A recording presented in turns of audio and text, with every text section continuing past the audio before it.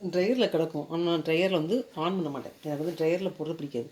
கையால் பிடிச்சி சும்மா அந்த இடத்துல நம்ம தண்ணியை போட்டு தண்ணியோடு போட்டு வச்சுக்கோங்க, தண்ணியில் வடிஞ்சு பார்த்தீங்களா, அதுக்காண்டி சும்மா அந்த ட்ரையரில் போடுவேன்.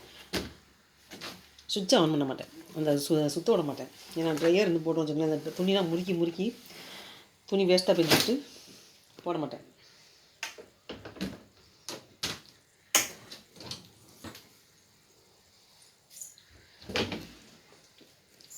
இது செமி ஆட்டோமேட்டிக் தான்.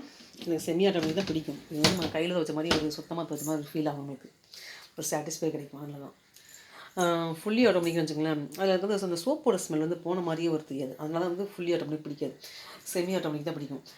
அதுதான் அடம் பிடிச்சி செமி ஆட்டோமேட்டிக் தான் வேணும்னு சொல்லி வாங்கியிருக்கேன்.